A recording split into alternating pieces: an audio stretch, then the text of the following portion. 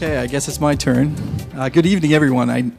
It's been a lot that's been shared, so I have some great acts to follow. But today what I'm going to talk about is the big BYOD, or Bring Your Own Device. Now, Bring Your Own Device, we are very lucky from the hard work of our IT staff, Rick and his team, that we are now wireless in all our schools. And so now we have the ability to actually have a BYOD, or a Bring Your Own Device program. And now we are starting, we are in the second year here at George Mason, where students can bring their own devices. I believe MEH started bringing their own devices this year. And we are, from K-12, we actually allow all the teachers, all the faculty to bring their own devices. And so I'm going to talk a little bit about why it's important that we're asking students to bring their own devices. So the first thing, when I was thinking about this presentation, I was thinking, how can I explain it to you in a better way than just a bunch of tools and we want kids to have devices? And so I thought of these three main subjects. We're talking about 21st century learners. We're talking about how our kids are changing, how they're growing up in a world where the devices are at their fingertips, and they're growing up in an internet-heavy world. We also talk about blended learning environments. What does that mean in the classroom and outside? And we saw a lot of great examples today of how we're blending the environment inside the classroom. And then, of course, increased access. So let's talk about 21st century. When we talk about 21st century skills, sorry, I want to make sure I stay on my timer. There we go. We're hoping that the Bring Your Own Device, or the kids having access to the devices, is going to help them learn to be lifelong learners, love to learn. We recognize, especially in the world today, that any career that they're going to adopt or move into as adults, that they're going to have to be learning, just as we as adults have had a learning curve trying to keep up with the technologies that we have in our lives.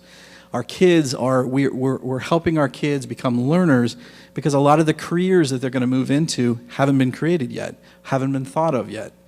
So we want to instill that learning is going to be a part of their lives forever.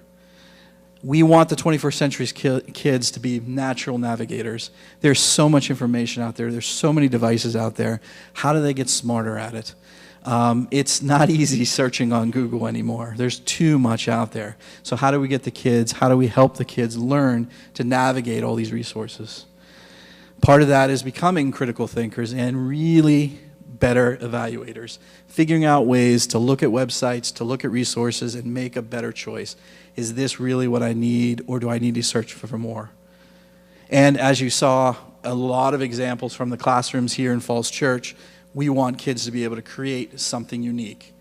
A lot of people are concerned about technology, and I will say that I am a geek, and my daughter, unfortunately, she's a geek because she grows up in a household full of technology. But I see creativity. I see more creativity than I've ever seen before. I've been in education for almost 18 years now, in educational technology for 15, and I just see we're now giving kids tools to be more creative, having more venues for that creativity. And of course, we want them to communicate. Our world is getting flatter, smaller, so we want the kids to communicate through time and distance. We want them to be able to understand and communicate in a global world. This is a great example of what we're using Google Docs for, regardless of the device. If they're lucky enough to sit in a classroom that has laptops, or they can use their phone, they can collaborate in different ways. Collaborate not just in the classroom in a small group, but now we can, with Google Docs, students can start collaborating in class and then at home continue. And then we want them to be able to lead or follow. Most of our kids are going to follow or lead, and I will say most of our kids we want to lead, and so we have to get them to develop the skills in order for them to lead. And as you talked about here, when we were thinking about all the tools that are being used, we want the kids not to have boundaries. We want them to think outside the box. And if anything technology allows the kids to do is think outward, to think in the big picture. Their worlds are so much smaller now, and they have access to so much more.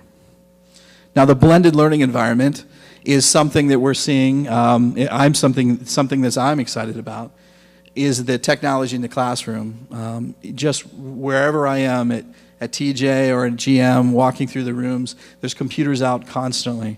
If you take a look at the George Mason website, you see our administrative team going into classrooms and sharing tweet pics and pictures onto the web of technology everywhere. It's everywhere. It's blended now. When they bring their own device, now it's only blended more because now they have a device that they're comfortable with, that have all the tools that they want to use. And as we expand to the blended environment, we're now talking more about sharing resources out into home. The learning does not stop when the classroom, when the block ends or the day ends. Now kids have access to more information. Brooke shared great examples of how extending the learning outside using Schoology. So we are seeing more and more teachers take advantage of this so kids can still learn at home with our resources. And then, of course, if kids start bringing their own device, and some of the kids in the room are bringing their device, then we have more access for others. If students bring their own phones or iPads or laptops, then we have more school computers to give to the kids. So we actually have we have more access to the technology. Now, and I'm going over fast. Now this is the how. When the kids log in at George Mason and MEH, they can log into a network called FCCPS My Device. And I know at the MEH and GM, we've talked a lot about guidelines, and they're actually guidelines, a list of 13 rules and guidelines that we expect all our students to follow on our websites. But these are the expectations, and the expectations are, could be expectations for anything they'd have in their hands. We want them to use their device to excel in mind, body, and character. We want them to have their device support and enhance their learning. And the last one's really important: become a productive digital citizen. I think a lot of our kids, especially at George Mason, recognize that technology can distract them. They have to learn how to manage how to use that device. And that's one of the skills we have to really help kids get. Because when they go into the world, into undergrad, into college, and there's devices and resources everywhere, they need to be smart about it and know how to manage it.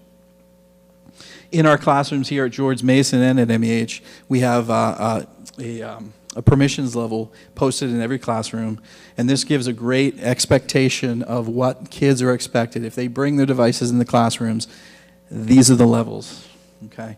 And most of our teachers are keeping it down in the specific use or open use. We're seeing a lot at George Mason, a lot of teachers are allowing open use of their devices for note-taking, to organize themselves, to add calendar events onto Schoology via the Schoology app. We are, like Brooke shared with Socrative, a lot of teachers are using response systems where they're getting all the feedback from the kids in the class, so they're allowing the kids to use their cell phones for that too. Secure and off and away usually what's happening when we're doing testing. There is times when teachers are asking kids to take those devices away, because it is all about helping the kids learn the balance. Technology is everywhere, but that doesn't mean it has to be used all the time. And so we're really working with kids to show them and support balance. And that's just my last thing. Hopefully I'm under 10 minutes, but thank you so much.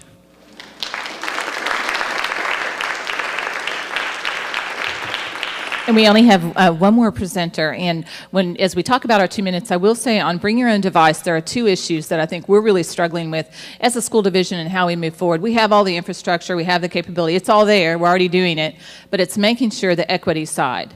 It's only equitable if everybody has a device in their pocket if you're going to be using it in your classroom. So we're being very cognizant of that, and we've been very committed to making sure that we still have technology available for our students. That's why you see laptop carts.